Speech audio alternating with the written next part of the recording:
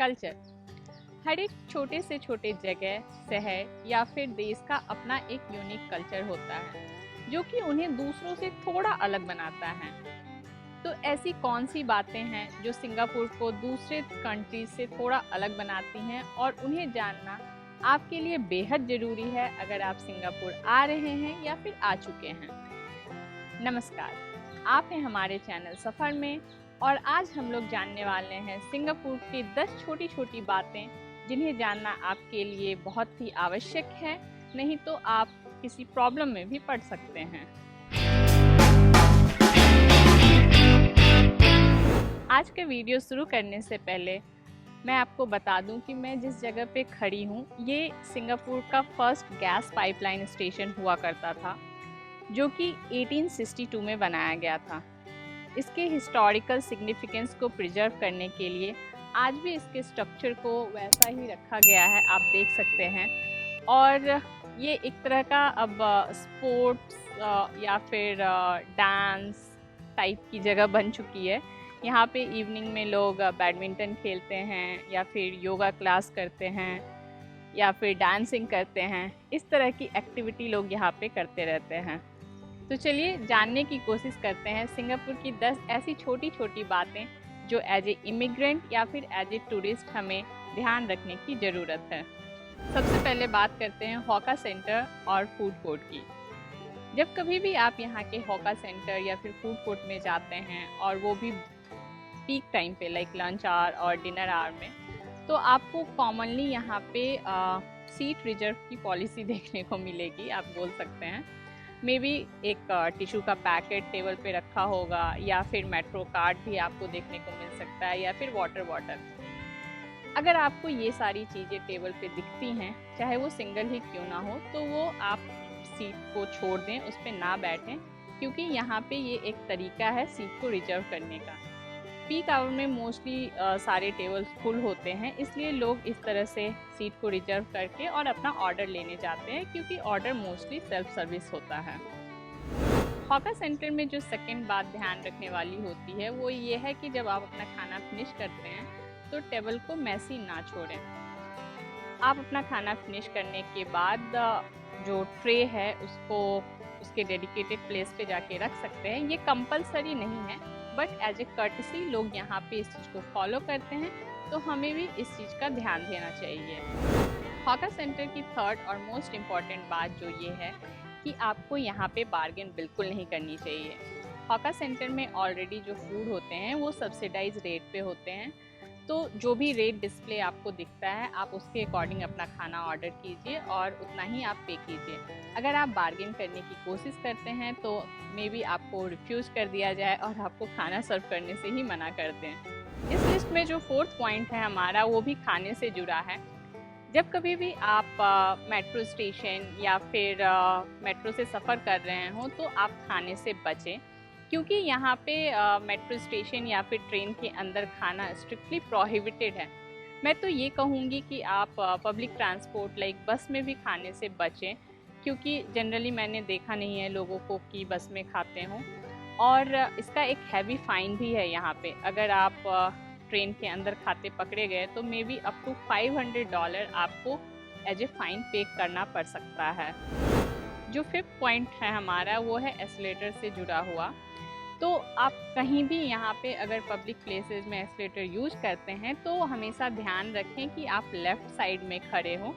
ऐसा क्यों? क्योंकि कोई भी अगर जल्दी में है या फिर अगर आप ही जल्दी में हैं तो आप राइट साइड से ईजिली निकल सकते हैं चलते हुए या फिर दौड़ते हुए। आपको जल्दी में है, लाइक आपकी ट्रेन मिस होने वाली है और आप चाहते हैं कि जल्दी जल्दी आप वहाँ पहुँच सके, तो आप राइट साइड से जा सकते हैं। इसलिए यहाँ पे लोग ये फॉलो करते हैं कि अगर उन्हें खड़ा होना है तो वो लेफ़्ट साइड में ही खड़े होते हैं। अगर आप राइट साइड में खड़े हैं तो इसके लिए यहाँ पे कोई फ़ाइन तो नहीं है, बट हाँ, यहाँ के लोग आपको अच्छे लुक्स नहीं देंगे। मे बी आपको कुछ कमेंट भी सुनना पड़ सकता है। अगर आप स्मोक करते हैं और आपकी ऐसी आदत है कि आप कहीं भी स्मोक कर लें तो ये यहाँ पे नहीं चलेगा। पब्लिक प्लेसेज और पब्लिक पार्क्स वगैरह में स्मोक जो है वो स्ट्रिक्टली प्रोहिबिटेड है स्मोकिंग करना।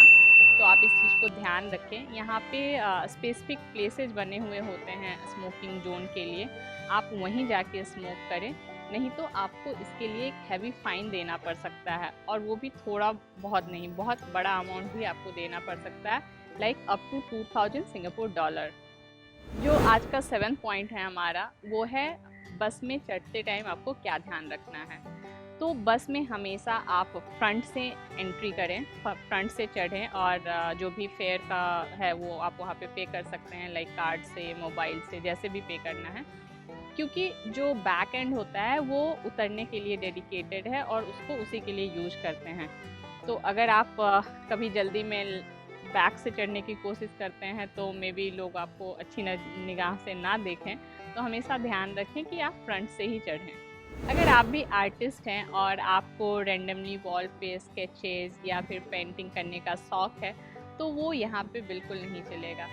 यहाँ पे इस चीज़ के लिए काफ़ी हैवी फ़ाइन है और यहाँ तक कि आपको जेल भी हो सकती है। तो हमेशा ध्यान रखें, वॉल पे ऐसे ही रेंडमली कुछ भी ना लिखें और कुछ भी ना बनाएं। इसमें जो 9th पॉइंट है हमारा, वो बहुत ही इम्पॉर्टेंट है और वो है साफ़ सफाई को लेके।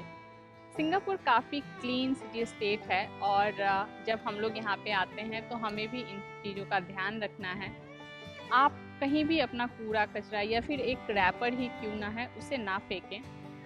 आपको हर जगह पब्लिक प्लेसेस में, बस स्टॉप पे, पार्क में बहुत सारे डस्टबिन दिखाई देंगे। हो सकता है कभी आपको जस्ट आपके बिहाइंड में डस्टबिन ना दिखे, लेकिन जब आप 2-4 कदम इधर उधर देखेंगे तो आपको ज़रूर वहाँ पे डस्टबिन दिखाई देगा।